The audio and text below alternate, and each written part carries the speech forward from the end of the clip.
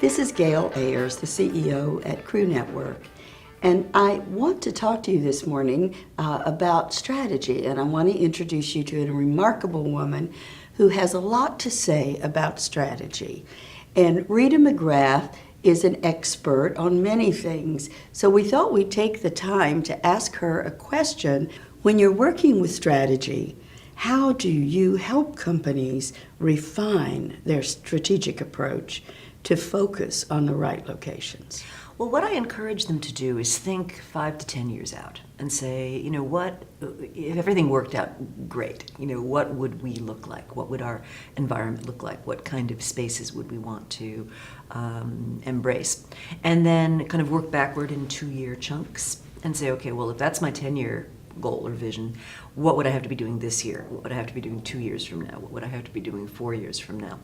And one of the things I like to encourage people to do is develop what I call early warnings.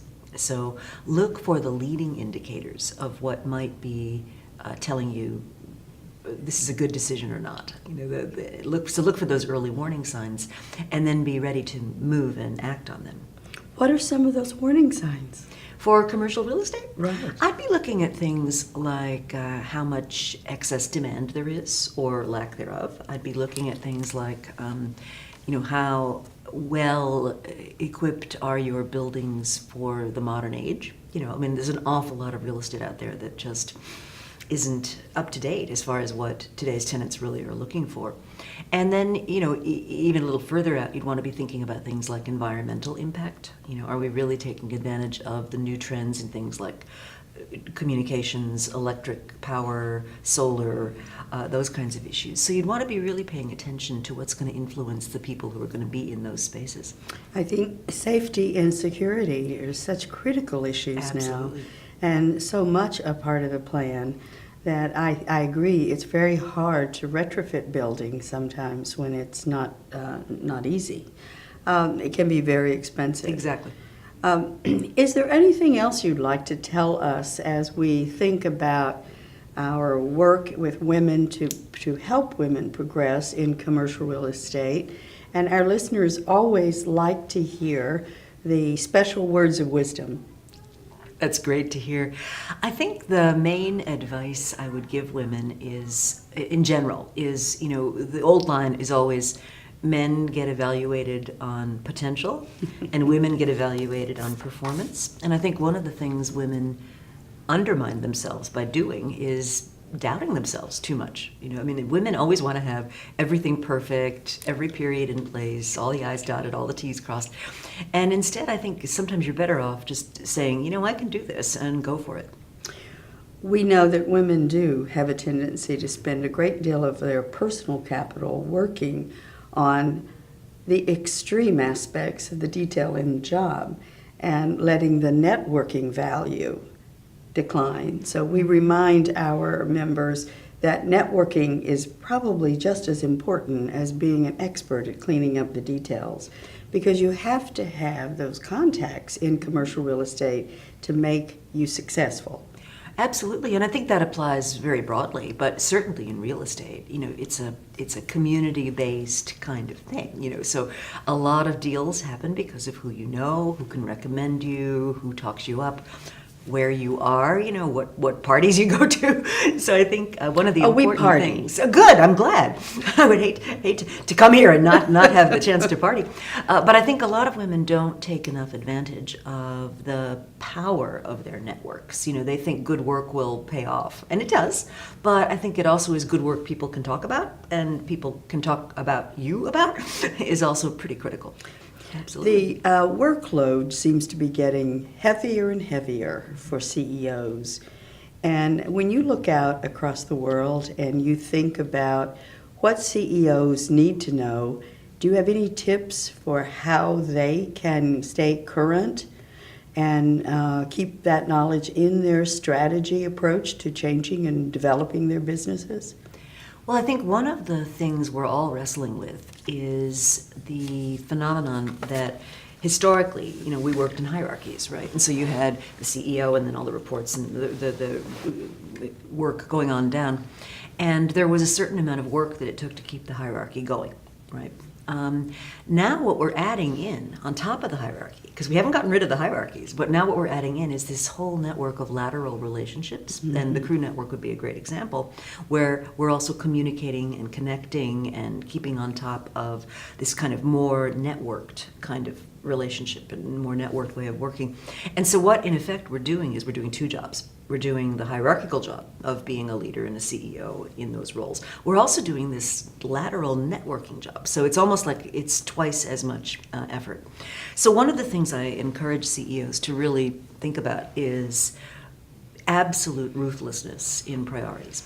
What are you not going to do? What are you just simply going to take off your plate? Because if you don't do that, things just kind of creep up on you. And I think women in particular have the struggle that they feel as though they ought to be nice. So if somebody asks you to do something, you feel obligated to do it.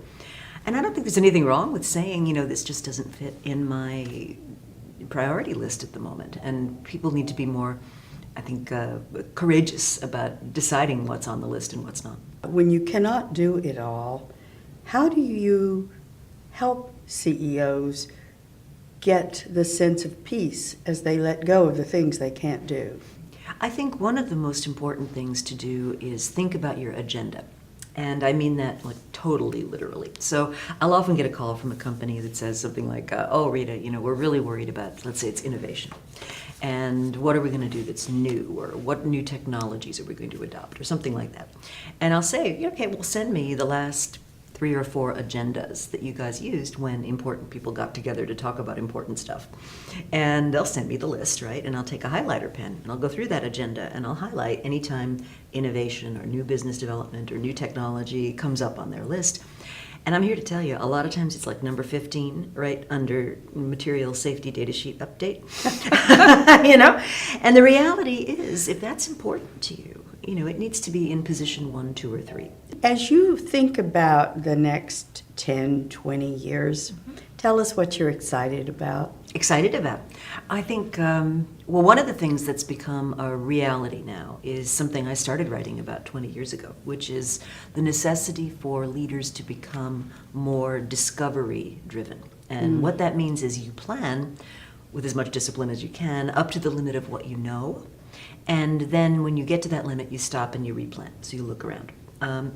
In terms of the trends that I think are really exciting, certainly the digitalization and dematerialization of everything is becoming very real.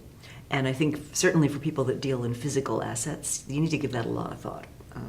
When some guy in a garage can come up with an algorithm that matches up supply and demand in a new way, that can really have an effect on your business. So I think that's one thing to really think about, digitization and dematerialization.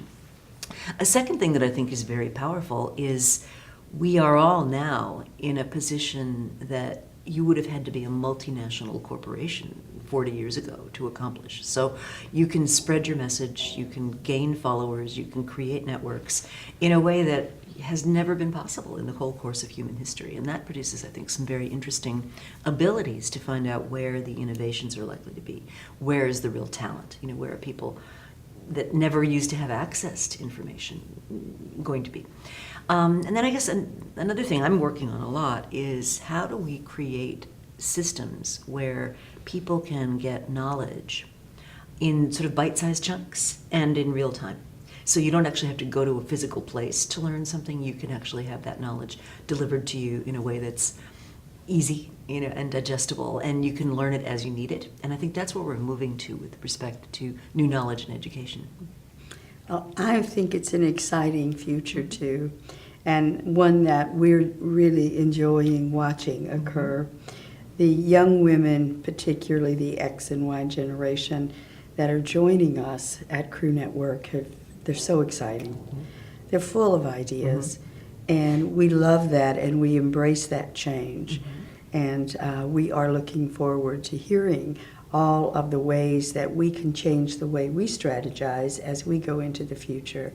So I encourage our members to continue to talk to us about what they need, what they want, and what they see coming. Thank you very much for joining us this morning. We appreciate this very much. And we at Crew Network strive to make all women successful, and we look forward to continuing to watch your success. Thank you.